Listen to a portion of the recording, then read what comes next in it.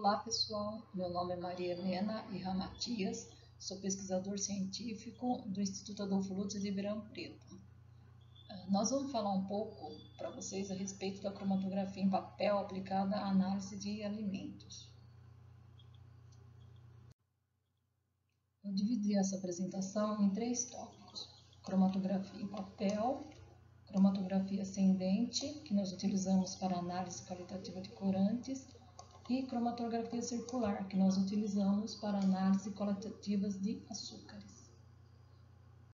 Bom, antes de falar a respeito da cromatografia em papel, eu vou explicar um pouco o que é a cromatografia. A cromatografia ela é um método físico-químico de separação dos componentes de uma mistura entre duas fases. A cromatografia, ela baseia-se na interação diferenciada dos componentes da amostra com uma fase estacionária e uma fase móvel. Eu vou mostrar aqui para vocês o esquema da cromatografia. Em azul é a fase estacionária e esse cor-de-rosa é a fase móvel, que se move através dessa fase estacionária. A fase estacionária pode ser um líquido ou pode ser um gás. No nosso caso, nós estudaremos somente cromatografia cuja fase estacionária é um líquido. Aqui nós temos a nossa amostra representada por 2 componentes, que seria o componente que são os quadradinhos verdes e o componente que são as bolinhas vermelhas, elas estão misturadas. Quando começa a ver o fluxo da fase móvel, ele começa a ver a separação. E aqui já ocorreu a separação completa. Por que isso ocorre? O componente representado pelos quadrados verdes, ele tem uma interação maior com a fase estacionária, então ela fica mais retida. Já o componente representado pelas bolinhas vermelhas, ela se move mais rapidamente porque ela tem uma interação maior com a fase móvel. A fase móvel está se movimentando e as bolinhas vermelhas estão se movimentando junto porque elas possuem uma interação maior com essa fase móvel.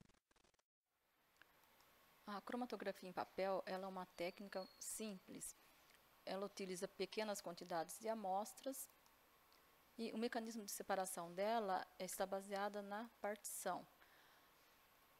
O papel ele é formado de celulose e a celulose ela é composta por mais de 2.000 unidades de glicose anidra ligada por átomos de oxigênio. Esse átomo de oxigênio eles formam pontos de hidrogênio com a água e eles têm uma grande afinidade. Então a água ela fica retida no papel e ela vai funcionar como fase estacionária. O papel nada mais é do que o suporte. E a nossa fase móvel são os líquidos menos polares, que são os solventes orgânicos. Vamos ver agora a cromatografia ascendente. Nós utilizamos esse tipo de cromatografia para análise qualitativa de corantes. O exemplo que nós vamos dar aqui é a bala colorida. Existem vários tipos de cromatografia em papel. Tem a ascendente, a descendente, a circular, a bidimensional. E no caso dos laboratórios regionais, nós utilizamos a cromatografia ascendente para fazer os corantes e a cromatografia circular para fazer os açúcares. São esses 2 tipos de cromatografia em papel que eu vou estar falando para vocês aqui. Bom, começando pela cromatografia em papel ascendente, esses pontos coloridos são os pontos onde nós aplicamos as nossas amostras e os nossos padrões. Esse ponto de aplicação ele tem que ser 2 centímetros acima da borda e tem que ter no mínimo 1 centímetro entre uma e outra aplicação. Isso porque as manchas, após diluídas, elas podem se misturar. Marcamos a linha de chegada da fase móvel, geralmente a 10 centímetros do ponto de aplicação. Marcamos também na parte de cima, onde não vai correr a fase móvel, nós marcamos se é amostra, se é padrão. Geralmente a gente coloca um padrão e uma amostra, um padrão e uma amostra. Por que nós fazemos isso? Para ficar mais fácil a comparação. Aqui nós temos o exemplo de um papel.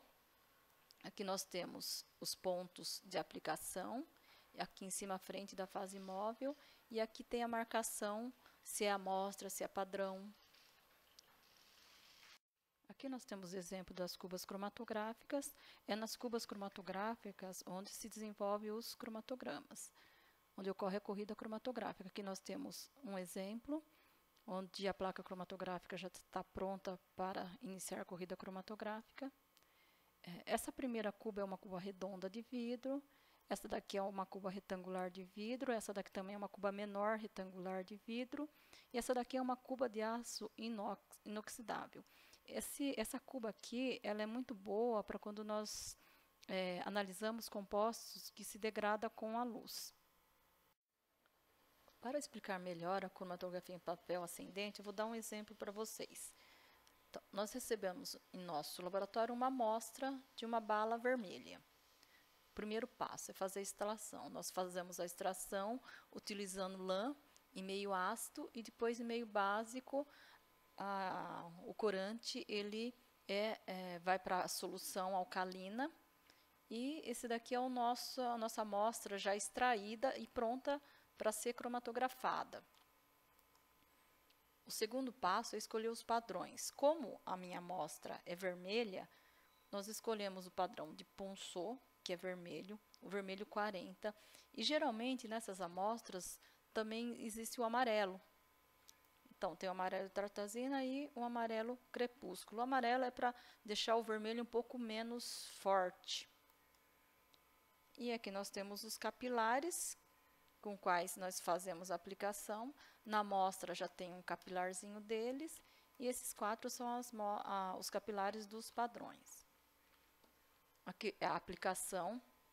Observem que o primeiro ponto já está aplicado. Nosso analista está aplicando o segundo ponto, aqui ele já aplicou com a utilização do capilar. E esse daqui é o nosso cromatograma já pronto para ser eluído, para colocar na cuba cromatográfica. A aplicação da amostra, ela deve ser feita de forma cuidadosa.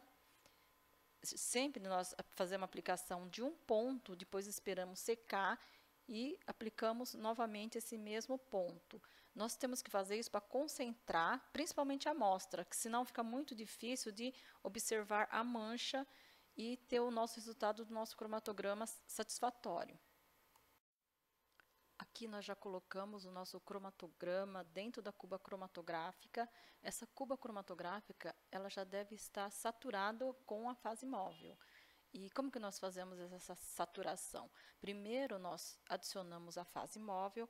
No nosso caso, é 100 ml de citrato de sódio 2% mais 20 ml de hidróxido de amônia.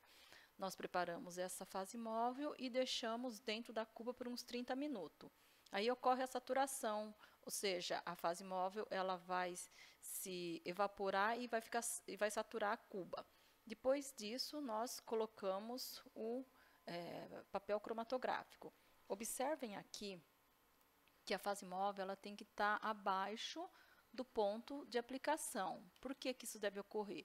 Porque se ela tiver acima do ponto de aplicação, ou seja, se a amostra e os padrões estiverem mergulhados na fase móvel, a fase móvel ela vai dissolver esses padrões e essa amostra e não vai ter a corrida cromatográfica. Então, é muito importante que a fase móvel fique abaixo dos pontos de aplicação.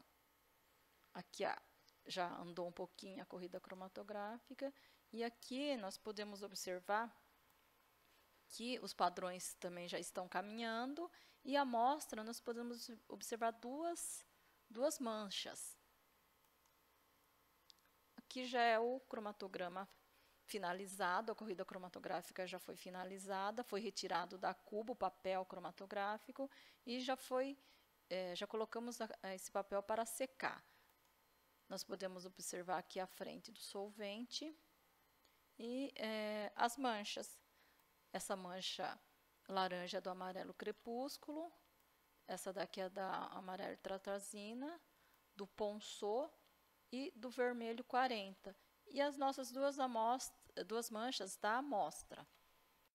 Antes de nós analisarmos o nosso cromatograma, eu vou mostrar para vocês alguns termos utilizados na cromatografia planar.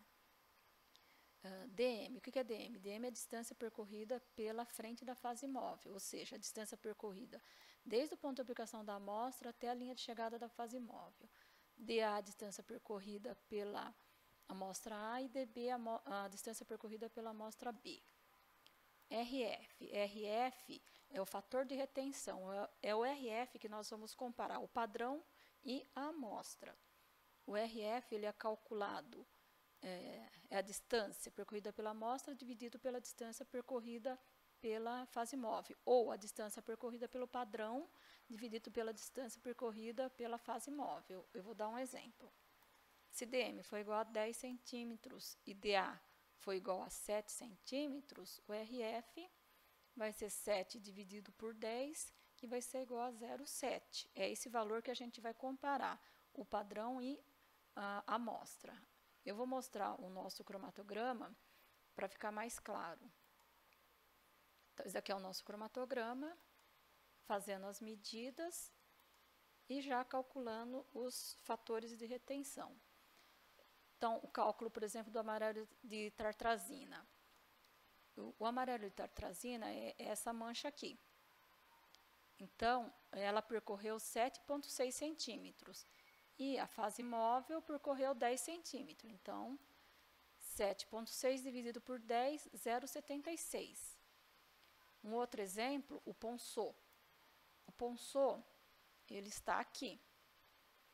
Ele percorreu 6,3 centímetros.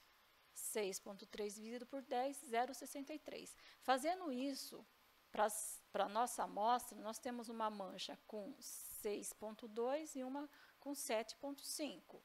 Então, 7,5 dividido por 10, 0,75. E 6,2 dividido por 10, 0,62. Se nós formos comparar, o amarelo de tartrazina seria o 0,76 e o 0,75. Então, na nossa amostra, nós temos o amarelo de tartrazina. E 0,62 seria o 0,63. Eles estão bem próximos, então é o ponço R que nós temos na nossa amostra. Então, nós podemos concluir que na nossa amostra, comparando os RFs, nós temos amarelo de tartrazina e o ponço. Cromatografia circular é um outro tipo de cromatografia em papel. Nós utilizamos para análise qualitativa de açúcares.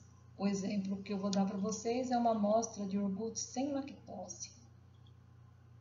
Agora vamos ver um pouquinho a respeito de cromatografia circular. O tamanho do papel ele é maior, ele é 40 centímetros por 40 centímetros. O ponto de aplicação é feito no centro, a 2 centímetros do centro, aplicação tanto da amostra como do padrão. A fase móvel, ela percorre o papel horizontalmente. Então, ele vai precisar de um suporte. Esse suporte nada mais é que um papel cortado e depois enrolado. Ele forma tipo uma vassourinha. O exemplo que eu vou dar para vocês da cromatografia circular para estar explicando melhor é a análise de açúcar utilizando uma amostra de iogurte sem lactose. Os padrões que nós vamos usar é a sacarose, a glicose e a lactose. Esta é a cuba cromatográfica da cromatografia circular. Observe que ela é diferente da cromatografia ascendente. A fase móvel é colocada nessas 5 placas de Petri para saturar a cuba. A fase móvel é N-propanol, acetato de etila e água. Depois de saturada, nós colocamos o papel já aplicado à amostra. E aqui, observem a vassourinha, que é o suporte, que vai ajudar na cromatografia, no desenvolvimento da cromatografia. É por aqui que a fase móvel vai eluir no papel. Aqui já houve o começo, esse daqui é o suporte, que está ajudando, auxiliando no desenvolvimento da cromatografia. E aqui, ó, vocês observem que estão os padrões e aplicação dos padrões e da amostra. E ele não tem cor. Nesse caso, nós precisamos de um agente cromogênico, que é anilina, difenilamina e ácido fosfórico. Depois de desenvolvido, nós pulverizamos essa mistura e aquecemos. O resultado é esse daqui. Agora, já com as medidas, nós podemos observar aqui na amostra, que deu 12,4, e essa aqui também é a repetição da amostra, deu 12,5.